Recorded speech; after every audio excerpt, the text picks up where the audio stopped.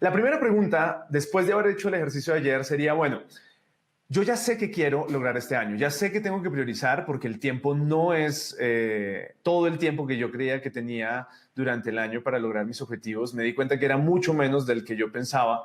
Si quieren más información sobre eso, no se pierdan la repetición del webinar de ayer.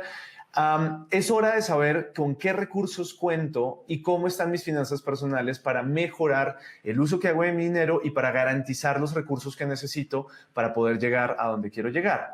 Entonces, generalmente a la hora de evaluar, vale la pena empezar por preguntarnos, bueno, ¿qué significa evaluar?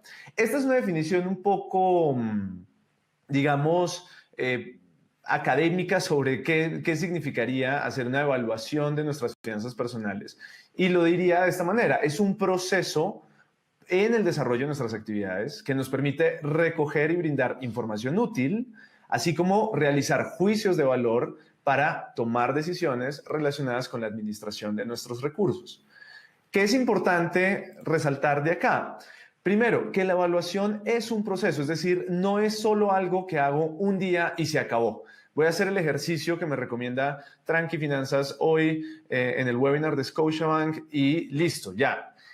La evaluación debe ser permanente porque en últimas es ese proceso el que me da información para yo poder decir si mis finanzas son adecuadas, no son adecuadas, si estoy sobreendeudado, si no estoy sobreendeudado, si mi ahorro es suficiente o no es suficiente, o tal vez, por ejemplo, ya estoy ahorrando demasiado, entendiendo ahorro como acumulación y es importante llevar ese dinero a actividades de inversión y con base en ese juicio de valor, pues yo tomo decisiones sobre la administración de mis recursos. Decisiones como cuál es el mejor método para salir de deudas dadas las condiciones de mis finanzas personales. Decisiones como cuál es el mejor producto de inversión al que puedo acceder dadas las condiciones en mis finanzas personales. Decisiones como cuál es el monto ideal que yo debería tener ahorrado para protegerme, digamos, y utilizarlo a manera de fondo de emergencia. Ese es el tipo de decisiones que podemos tomar gracias a procesos de evaluación. Ahora, ¿por qué es importante evaluar nuestras finanzas personales? Primero, para darle dirección a los esfuerzos que estamos haciendo en nuestra vida, en general. Ayer decíamos que antes de ir al monto que tenemos en la cuenta de ahorros, antes de ir al monto que debemos en la tarjeta de crédito, vale la pena preguntarnos qué cosas son importantes para nosotros en nuestra vida, porque en últimas, todo el trabajo que hacemos, toda la gestión de recursos que hacemos, pues debería estar en línea con eso que hemos decidido que es importante, sea lo que cada uno decida que es importante para cada quien. Lo segundo es porque la evaluación me permite ser consciente de mi avance y eso en últimas puede redundar en la motivación que tengo para continuar con mi plan. Lo tercero es porque si no evalúo no hay forma de mejorar. Ayer decíamos, empezando nuestro webinar, que la planeación era importante porque si yo no sé para dónde voy, cualquier camino me sirve. Dicho más coloquialmente, el que no sabe para dónde va, cualquier bus le sirve. Entonces, evaluar es un proceso también que me permite ser consciente de si estoy mejorando o mejor, qué cosas ya están bien y qué cosas vale la pena empezar a mejorar. Evaluar me permite mejorar esas metas y esos objetivos que ayer veíamos que pueden salir de cosas que deseo y que tengo, cosas que deseo y que no tengo, cosas que no deseo y que tengo, cosas que no deseo y no tengo. Y en últimas, es la herramienta fundamental para tomar decisiones y en especial decisiones financieras. Ahora, cuando uno contrata la asesoría de un experto en planeación financiera, o, por ejemplo, cuando uno utiliza una herramienta como la de Tranqui o cualquier herramienta que está disponible para hacer un diagnóstico de nuestras finanzas personales, un buen planeador financiero mira generalmente dos aspectos de nuestras finanzas. Un aspecto cuantitativo, es decir, de números y de indicadores, que va a ser básicamente el aspecto que vamos a trabajar hoy, y un aspecto cualitativo, en donde podemos ver otras cosas relacionadas con nuestro dinero y con el uso que hacemos de él que tienen efecto sobre el mismo. En lo cuantitativo, por ejemplo, un planeador nos va a revisar cómo está nuestro nivel de endeudamiento, cómo está nuestra capacidad de endeudamiento, cómo están nuestros niveles o nuestra capacidad de ahorro y esos niveles de liquidez, es decir, con cuánto dinero contamos para satisfacer nuestras obligaciones en el corto plazo, por ejemplo. Va a revisar cómo está la estructura de gasto, cómo está la estructura de deuda, cuál es el costo de la deuda que estamos asumiendo hoy en día, que son algunas de las cosas que quiero mostrarles hoy. Es decir, la buena noticia es que no se necesita tampoco ser un gran planeador financiero para poder reevaluar cómo estamos en nuestras finanzas personales. Hay cosas que podemos hacer a manera de autoexamen en nuestra casa para saber si vamos por buen camino. Luego ya podríamos contratar a un planeador financiero o ir a una aplicación que nos ayude para poder empezar a mejorar y empezar a profundizar cosas que en la evaluación básica tal vez no somos capaces de revisar. Ahora, desde lo cualitativo, un buen planeador financiero es capaz, por ejemplo, de identificar qué tanto estrés financiero estamos teniendo por cuenta del manejo que hacemos de nuestro dinero, es decir, cómo las preocupaciones por dinero pueden tener efectos sobre nuestra salud física y nuestra salud mental. También podemos evaluar a través de algunos aspectos cualitativos la percepción que tenemos sobre qué tan bien o qué tan mal están nuestras finanzas personales. Y esto es importante porque a la hora de revisar nuestra situación financiera, generalmente hay una evaluación objetiva, que es en la que nos vamos a concentrar hoy a través de algunos indicadores, pero también hay una evaluación subjetiva. Hay personas que están muy bien en sus indicadores, pero sienten que están muy mal, por ejemplo. Y eso puede ser también síntoma de otro tipo de características de la personalidad de alguien que pueden tener efecto en últimas sobre la forma en la que maneja su dinero. Hay personas que pueden estar muy mal, pero sienten que van divinamente y siguen haciendo cosas que los están llevando a un abismo a nivel financiero. También un planeador financiero puede mostrarnos cuál es el efecto que las comparaciones sociales que generalmente hacemos están teniendo sobre nuestras finanzas y sobre la percepción de nuestras finanzas. Puede revisar cómo algunos rasgos de la personalidad pueden afectar el dinero que tenemos en la cuenta al final de mes o cómo somos de propensos a ciertos sesgos cognitivos, o incluso puede ver cómo o qué guiones tenemos alrededor del dinero. Hay una vasta investigación general, principalmente hecha por un psiquiatra llamado Barry Clones sobre estos guiones, por ejemplo, que son creencias inconscientes que traemos o que desarrollamos generalmente de nuestros padres y que tienen efecto sobre la manera en la que administramos nuestras finanzas. Puede ser que tengamos algún guión de evadir el dinero o evitar el dinero. Puede ser que tengamos guión de adorar el dinero o asociar el dinero al estatus o de ser vigilantes con nuestro dinero. Hay tests y hay muchas formas de revisar este tipo de aspectos cualitativos que son, digamos, más psicológicos que financieros. Ahora, hoy por tiempo nos vamos a concentrar en los aspectos cuantitativos, es decir, vamos a revisar algunos indicadores y algunos métodos que nos pueden servir para tomarle el pulso a nuestras finanzas personales y ver qué tan bien o qué tan mal estamos y qué es importante trabajar y cómo trabajarlo. Al final también les daré algunas recomendaciones. Ahora, ¿cómo hacerlo por nuestra cuenta? Pues básicamente vale la pena revisar tres cosas. Es decir, cualquier persona que desee hacer este tipo de planeación financiera o este tipo de evaluación, vale la pena que revise estas tres cosas casi que en este mismo orden. Casi que en este mismo orden. Lo primero, mirar cómo estamos en nuestro endeudamiento. Lo segundo, mirar cómo estamos en nuestro ahorro y en nuestros activos. Y lo tercero, más que el presupuesto, revisar el flujo de caja. Sobre el endeudamiento, entonces miremos algunos indicadores básicos para hacerlo. Sobre el endeudamiento. Entonces, es importante empezar por crear una línea de base. Ayer hablábamos sobre las primeras preguntas que podíamos hacer, en específico una lista en donde escribíamos, por ejemplo, a quién le debíamos, cuánto le debíamos, cuánto pagábamos todos los meses por esa deuda, qué tasa de interés efectiva anual estábamos pagando por esa deuda y para qué nos habíamos endeudado, por ejemplo. Cuando hacemos esa lista, esa comprobación de la que hablábamos el día de ayer, vale la pena calcular este par de indicadores. Les voy a resumir cómo se calculan para que ustedes lo hagan. Entonces,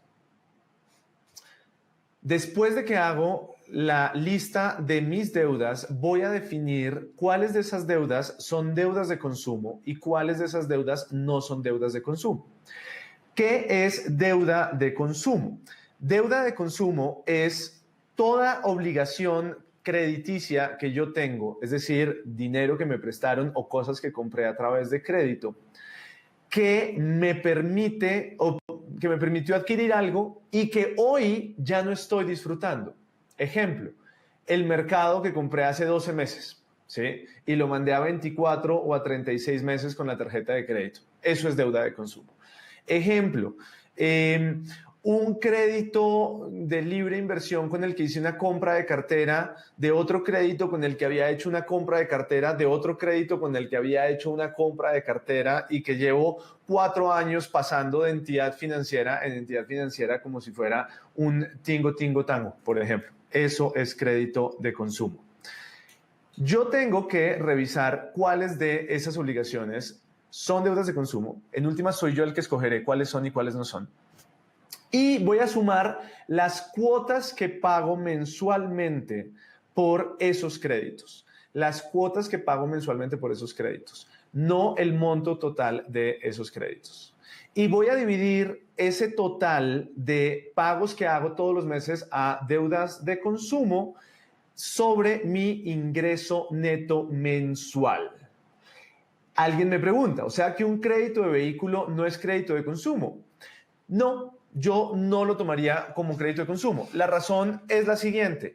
El crédito de vehículo, en últimas, tiene un activo que lo respalda, ¿sí? A pesar de que el carro se deprecia en el mismo momento en el que lo saco del concesionario, y sobre esto hablamos en el webinar de octubre del año pasado, sobre cómo comprar vivienda y cómo comprar carro, a pesar de eso, ahí hay un activo que lo respalda. Entonces, generalmente no es deuda de consumo el crédito de vehículo, siempre y cuando obviamente tenga el carro todavía.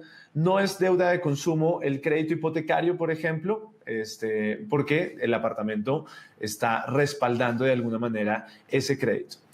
Con esa información voy a calcular el indicador que les voy a mostrar aquí a la derecha. Lo voy a subrayar aquí en rojo.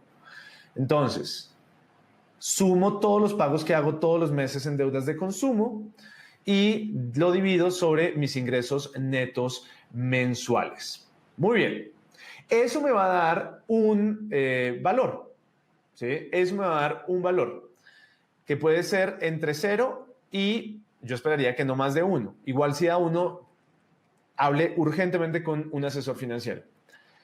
La recomendación es que esa división no dé más de 0,15. Esa es la recomendación. ¿Qué significa eso? Que el 15% de sus ingresos no se esté destinando a pagar deudas de consumo. Es decir, en otras palabras, que las cuotas que pagamos por créditos de consumo sean inferiores al 15% de nuestros ingresos. Hay un par de preguntas que me parecen interesantes que no voy a esperar hasta el final, las voy a resolver de una vez. Una que alguien dice, bueno, pero ¿y un crédito para comprar un reloj o una chaqueta tampoco es de consumo? Depende del reloj, depende de la chaqueta. Yo preferiría, esto es posición ya personal, pensar que el crédito para comprar un reloj es deuda de consumo en la mayoría de los relojes, a menos de que pues, sea algún tipo de inversionista o coleccionista de relojes. Igual con el tema de las chaquetas. En últimas, la ropa preferiría tomarlo como crédito de consumo que como otro tipo de crédito. La segunda pregunta que alguien me hacía era, bueno, pero ¿cómo calculo el ingreso neto si los ingresos míos son variables todos los meses y es por proyectos? Esa es una gran pregunta. Yo ahí, ¿qué haría? Sacaría un promedio, revisaría mis ingresos de los últimos 12 meses, sacaría un promedio de mis ingresos de los últimos 12 meses, le calcularía además una desviación estándar a ese grupo de ingresos para revisar qué tan grande o qué tan predecibles son estos ingresos. No puedo, digamos, profundizar en este momento aquí en cómo analizar esos ingresos fijos o variables. Tenemos un video que sale la próxima semana justamente también en el canal de Tranqui sobre ese tema en especial de ingresos variables y cómo estimarlos y cómo usar la desviación estándar como una forma de revisar qué tan predecibles o qué tan poco predecibles son. Entonces les recomendaría que para más información vayan a este sitio. Ahora, el ingreso neto es restando pagos de seguridad social, de pensión y de retención en la fuente. No más. Si yo tengo una libranza que me descuentan de mi salario, pues eso hace parte de las cuotas de los créditos. Cuando hablo de ingreso neto, esa es una gran aclaración, es solamente después de salud, pensión y retención en la fuente. Ninguno de los otros descuentos que me hagan los voy a deducir de ese ingreso para calcular el ingreso neto. Muy bien. Ese es un primer indicador. Miremos el segundo indicador. Entonces voy a borrar acá. El segundo indicador me dice, tome por favor todos los pagos de todas sus deudas, todos los pagos mensuales que hace a todas sus deudas. Ahí incluya deuda de consumo, incluya crédito hipotecario, incluya crédito de vehículo, todas sus deudas.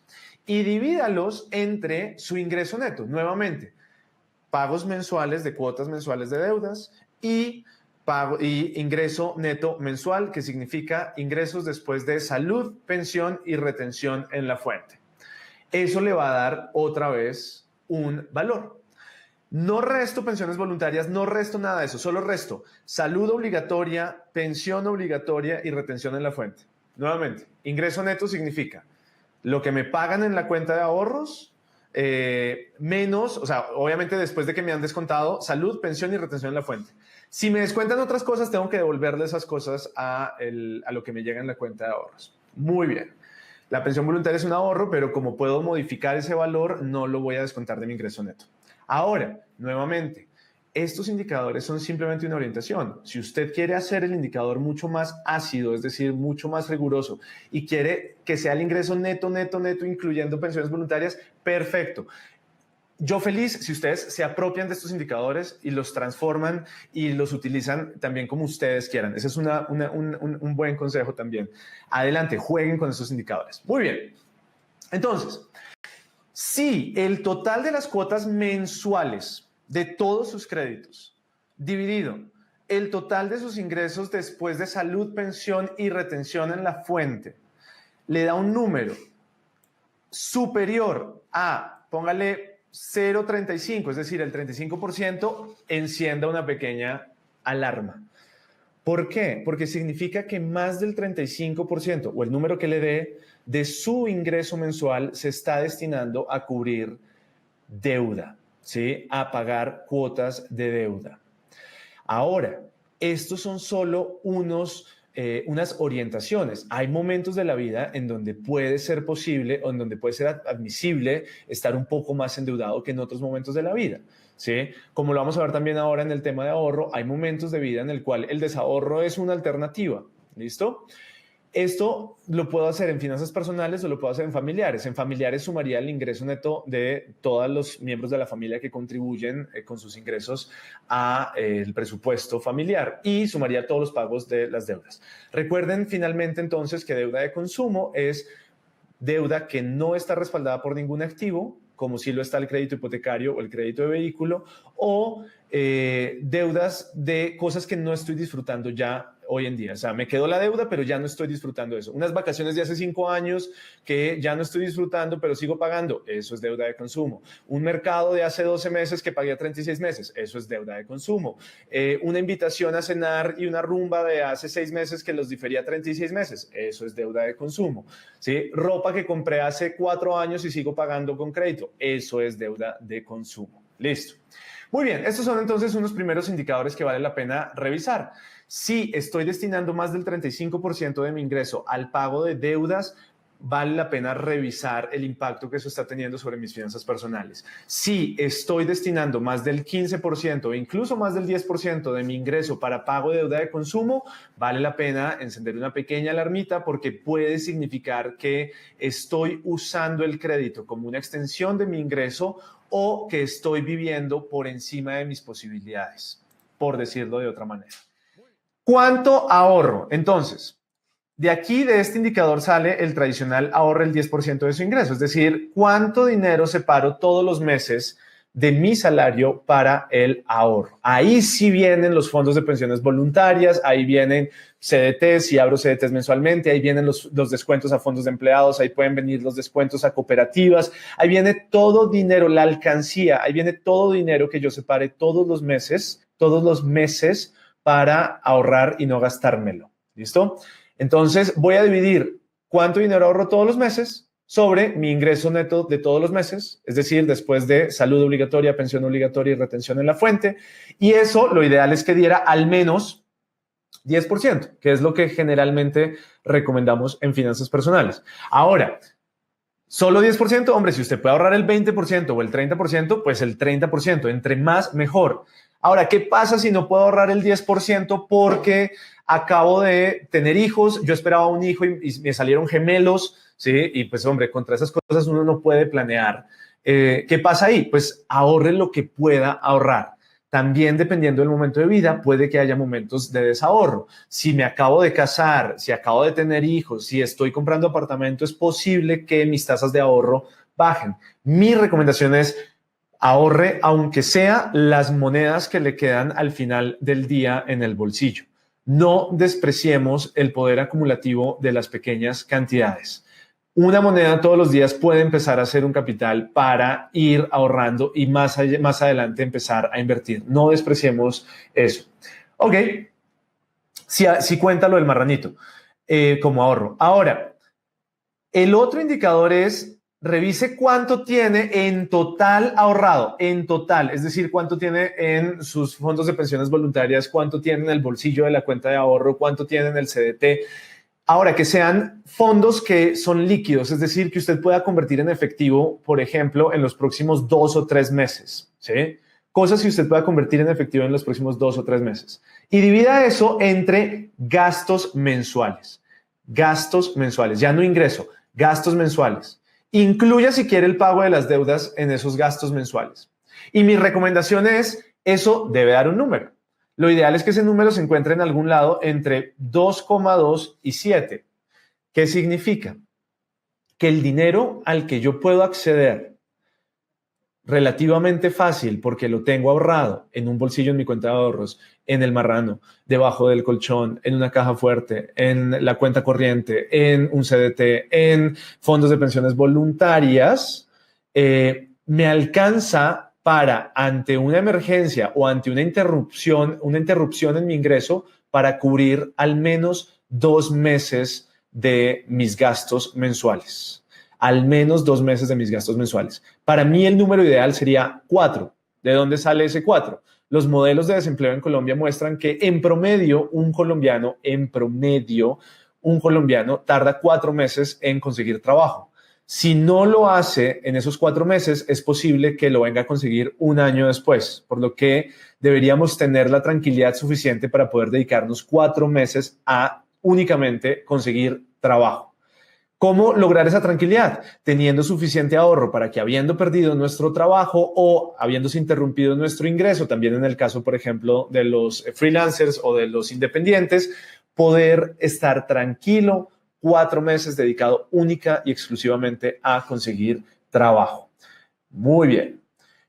Cuando hablo de gastos, hablo los gastos de vivienda, alimentación, educación, etcétera, y también, si quieren, el pago de las deudas. Sí, también el pago de las deudas. Muy bien. Estos son 2 indicadores entonces que me permiten revisar cómo está mi ahorro.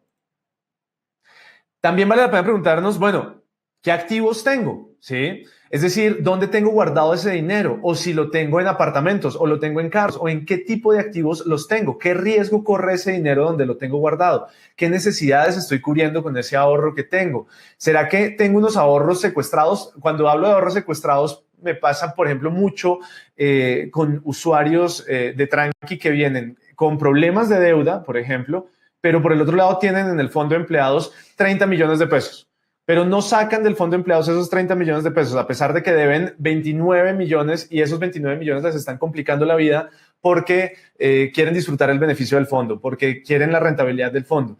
También vale la pena usar a veces los activos que tenemos para salir de problemas de endeudamiento o llevar nuestra deuda a niveles normales. Si mi deuda me está causando problemas en mi flujo de caja, pues no tiene sentido tener un ahorro secuestrado tratando de ganarme yo el 5% efectivo anual cuando por el otro lado estoy pagando en la tarjeta de crédito el 29% efectivo anual. Si ese es el caso, puede ser importante considerar la alternativa de tomar una parte de estos ahorros para poder bajar mis niveles de endeudamiento. Al bajar mis niveles de endeudamiento, recupero flujo de caja y al recuperar flujo de caja, vuelvo y ahorro lo que tenía. Bien, entonces es importante revisar esto.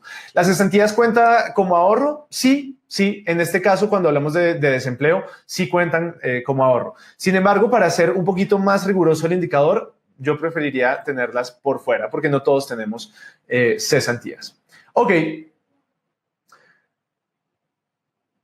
Esta es una buena pregunta. ¿Es mejor tener flujo de caja que ahorro secuestrado? Sí, yo personalmente creo que sí, porque con flujo de caja puedo volver a crecer mi ahorro. Entonces, si la deuda me está causando problemas y tengo un ahorro ahí secuestrado, pues hombre, coja ese ahorro, solucione el problema de endeudamiento, libere flujo de caja y con el flujo de caja liberado, en vez de gastar más, vuelve y construye el ahorro que tenía en unos meses. Obviamente estoy hablando en casos muy generales. Digamos, parte de la magia de la planeación financiera y de lo que hacemos con este tipo de herramientas es ver el caso puntual de cada persona y ver si para uno funciona algo y para otro no funciona. Muy bien. Finalmente, antes de que se nos acabe el tiempo, bueno, no, las cesantías no son ahorros secuestrados, las cesantías son un beneficio de ley. Es una pregunta que me hacen en el chat. Es un beneficio de ley maravilloso que tenemos los colombianos que no se ve en el mundo. Ese tipo de beneficios yo preferiría contar como eso es un seguro para vivienda, para educación o para desempleo. Punto. Las cesantías no son ahorros secuestrados como que yo pueda ir y cogerlas para, digamos, subsanar cualquier error que yo haya hecho en mis finanzas. Después de evaluar mi endeudamiento y después de evaluar mi ahorro, necesito evaluar mi gasto. Y esto es la parte más fundamental en finanzas personales, sobre todo cuando queremos hacerlo nosotros mismos. La pregunta aquí para hacernos es, ¿me sobra mes al final del sueldo? Yo creo que la mayoría de nosotros sabemos la respuesta a esa pregunta. ¿Me sobra mes al final del sueldo? Casi que si uno la entiende de una, puede que le esté sobrando mes al final del sueldo. Es decir, ya es 25, por ejemplo, hoy, y estoy contando los días para que llegue el 30 porque ya no tengo dinero para lo que queda del mes. Si es así, entonces quiero mostrarles cómo hacer un ejercicio muy sencillo que ustedes pueden hacer en sus casas de flujo de caja. Esta es la columna vertebral de nuestras finanzas personales. A nosotros nos enseñaron que la herramienta ideal era el presupuesto en finanzas personales. No significa que no lo sea, pero ¿cuál es el problema del presupuesto? Les voy a mostrar. Decimos, hagamos el presupuesto de mayo. Perfecto. Ingresos de mayo. Entonces, qué sé yo, 2.500.000 pesos de mayo. Y luego le dicen, reste los gastos. Entonces uno dice, pues listo, alimentación, transporte, vivienda, educación, entretenimiento. Y listo, supongamos que esos son todos mis gastos. Y entonces uno resta, por ejemplo, 300.000 pesos de alimentación, 400.000 pesos de transporte, supongamos que 1.000.000 de vivienda y supongamos que otros 500.000 pesos o 200.000 pesos de educación y 500.000 pesos de entretenimiento. Y entonces le dicen, listo, y reste de sus ingresos el total de sus gastos. Entonces uno queda tranquilo porque me quedaron 100.000 pesos. Y así hice el presupuesto, perfecto, soy muy bueno planeando mis finanzas personales. ¿Cuál es el problema del presupuesto? Que esto tiene sentido si y solo si el mismo día que me llegó mis ingresos, ese mismo día saqué todo el dinero de alimentación, todo el dinero de transporte, todo el dinero de vivienda, todo el dinero de educación y todo el dinero de entretenimiento. Y en la vida real no sucede así. En la vida real hay semanas en donde hay más gasto que en otras.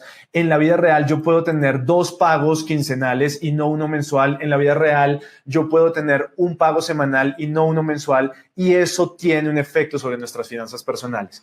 Por eso la recomendación es utilizar un flujo de caja. ¿Qué significa y qué tan distinto es un flujo de caja? Pues es básicamente la misma estructura de este presupuesto, pero además del cuánto gasto, le voy a agregar una variable que es cuándo gasto. ¿Qué significa? Para hacer un flujo de caja, yo simplemente podría poner, por ejemplo, 25 de abril, 26 de abril, 27 de abril. Y bueno, así lo puedo seguir prolongando eternamente utilizando, por ejemplo, un Excel. Y entonces yo digo, oiga, en ingresos de el 25 de abril, voy a suponer que me pagan el 25, $1.000.000.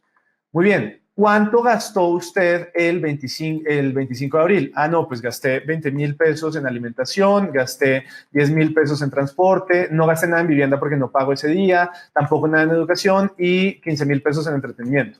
Perfecto. ¿Cuánto le quedó al final del día el 25 de abril? Pues ahí sí sumo lo que tenía al final, al principio del día, con los gastos del día, y eso me quedó al final del día. El saldo final del 25 de abril, qué pena que lo esté haciendo con tan poco formato, pero quiero que entiendan de qué se trata esto. El saldo final de este día va a ser el saldo inicial del día siguiente, es decir, la plata con la que yo me acuesto a dormir es la plata con la que me levanto al día siguiente, por lo tanto, simplemente me traigo este valor para acá. Y luego miro si el 26 de abril hubo ingresos. No hubo ingresos. Ok, ¿cuánto gasté en alimentación? Otros 20,000. ¿Cuánto gasté en transporte? Otros 15,000. Supongamos que el 26 tuve que pagar un servicio público de 50,000. Luego no gasté nada en educación y gasté 20,000 en entretenimiento. ¿Cuánto me quedó al final del día? Pues lo que tenía al principio del día más lo que me ingresó ese día, menos lo que me gasté ese día. Y así voy haciendo, ese será, digamos, el valor final de mi flujo de caja ese día, y así voy haciéndolo día tras día, día tras día. Ahora, si les da pereza hacer esto, pueden aprovechar una herramienta que hemos dejado gratis solo para usuarios de Scotiabank Colpatria, que está en tranquifinanzas.com/herramientas. Si ustedes van en este momento a tranquifinanzas.com/herramientas, sobre todo para los que no pueden ver la pantalla, ven acá en mi pantalla que pueden descargar un planeador financiero básico. Ese es un archivo en Excel que hemos creado en Tranqui solo para ustedes por ser clientes de Scotiabank Colpatria, totalmente gratis, para que se lo descarguen, y en la hoja de presupuesto flujo de caja ya está formulado. Ya está listo. Solo tienen que poner sus ingresos en el día en que llegan sus ingresos. Solo tienen que poner los pagos de sus créditos el día en que pagan sus créditos y el resto de sus gastos en el día en que ocurren. Ahora, esta es una herramienta de planeación hacia futuro, ¿sí? Pueden hacerlo tan detallado como quieran hacerlo. Este es simplemente una recomendación. Obviamente esto requiere tiempo y requiere esfuerzo, pero les aseguro que es una herramienta que les permite darse cuenta de cosas maravillosas de cómo están funcionando sus finanzas personales. ¿Por qué? Voy a ponerles solo un ejemplo, porque si yo, por ejemplo, el 8 de mayo me voy a gastar 300,000 pesos en un restaurante, por decir algo, es una herramienta que me permite ver que el 8 de mayo tengo un hueco en mis finanzas y que ese hueco es de 300,000 pesos. Y que tal vez no se cierra nunca. Entonces, aquí es donde ya viene la última parte que quiero mostrarles, y es, bueno, ¿qué hago si me doy cuenta que tengo huecos en mi presupuesto? Generalmente el problema del presupuesto es que no me permite revisar o darme cuenta de qué tan grandes son estos huecos y de qué hacer para taparlos. Entonces, con este ejercicio, quiero mostrarles ahora sí qué se puede hacer. Pues, finalmente, tengo que tomar alguna acción sobre mi gasto. No se trata de no gastar, se trata de invertir nuestro dinero y nuestro tiempo en lo que realmente es importante para nosotros. Ok. Estrategias para aliviar el flujo de caja, y con esto termino. Primero, espaciar los gastos que hago. Es decir, Si yo, por ejemplo, me doy cuenta de que voy a hacerme el manicure, el pedicure cada 8 días y eso está teniendo algún impacto sobre mi flujo de caja, tengo un hueco en mis finanzas de aquí a 3 meses, puedo decir, oiga, ¿qué pasa si no voy cada 8 días a hacerme el manicure y el pedicure? ¿Qué pasa si voy cada 10 días? ¿Sí? Fíjense que no se trata de no gastar. El haber pospuesto ese gasto 2 días más, el haber espaciado un poquito más ese gasto puede tener el efecto deseado al acumularse después de varias semanas que yo necesitaba sobre mi flujo de caja para poder no tener el hueco que tenía en mis finanzas personales. Otra alternativa es mover flujos. Si yo me doy cuenta que tengo gastos durante todo el mes, regados durante todo el mes, porque pago algo el 5, otra cosa el 7, otra cosa el 9, otra cosa el 10, otra cosa el 11, es probable que para la quincena del 15 ya no tenga dinero. Entonces, una buena estrategia podría ser mover las fechas de facturación de los servicios privados para fechas cercanas a los días en que me pagan. Entonces, yo le puedo pedir, por ejemplo, al banco que me cambie la fecha de facturación de la tarjeta de crédito para que el pago sea el 15 o el 16, si mi pago es mensual, o el 1 y el 2, si mi pago es mensual y no quincenal. Le puedo pedir a Claro que me cambie ¿cómo se dice? La fecha de facturación de mi internet de mi casa para el 15 o para el 1 y así tener mucho más control y simplificar en mis finanzas personales. Puedo obviamente también reducir o priorizar consumo, puedo reestructurar pasivos. Para eso está el webinar que hicimos en septiembre de cómo salir de deudas de manera organizada. O puedo acudir a otras fuentes de ingreso. Lo que pasa es que lo que no nos cuentan a la hora de aumentar el ingreso es que eso requiere tiempo o capital o muy buenas relaciones, es decir, muy buenas conexiones. Entonces, cuando uno le dice, sí, lo ideal es tener 50 ingresos pasivos, sí, maravilloso, tengan todos los ingresos pasivos que quieran, pero para eso también hay una técnica y para eso también hay una forma de lograrlo. Eso no es tan fácil como abrir una cuenta de trading o algo así y ya volverse millonario de un día para otro. Eso requiere mucho tiempo para entrenarse, eso requiere capital para poder hacer que valga o comprar franquicias o cosas por el estilo. Vale la pena acudir a otras fuentes de ingresos, pero hay que tener en cuenta que eso requiere tiempo, dinero o muy buenos contactos. Muy bien. Voy a dejar aquí porque quiero que tengamos unos 5 minutos para responder preguntas. Quiero agradecerles por haberse conectado el día de hoy. En resumen, recuerden, primero, evaluar su endeudamiento. Segundo, evaluar su ahorro y sus activos. Y tercero, evaluar su flujo de caja. Con que hagan estos 3 ejercicios que les he recomendado hoy, se los juro que van a ganar mucho en sus finanzas personales. Y si además lo unen con lo que vimos el día de ayer. Esto aplica para empleados y aplica también para independientes. El tema de independientes depende simplemente de qué tan predecibles son mis ingresos. Si son muy poco predecibles mis ingresos, pues tendré problemas para poder proyectar mi flujo de caja. Entonces tendría que buscar formas de hacerlo predecibles o hacer planeaciones muy, ¿cómo se dice? No muy optimistas, por decirlo de alguna manera, ¿ok? Para eso, lo que les decía es, si quieren ya información mucho más detallada sobre qué hacer como independientes, les recomiendo un video que tenemos en el canal de Tranqui precisamente sobre eso. Pueden buscarlo ahí en Tranqui Finanzas. Tranqui Finanzas en YouTube. Ahí está un video sobre cómo evaluar el ingreso para independientes.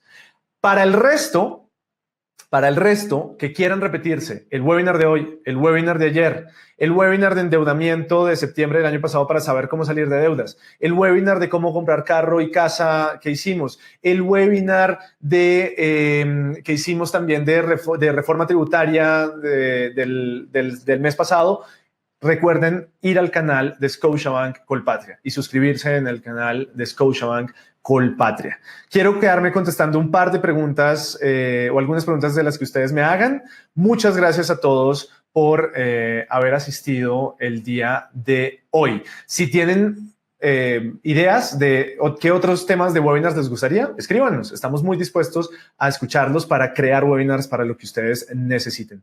Nos vemos en una próxima oportunidad.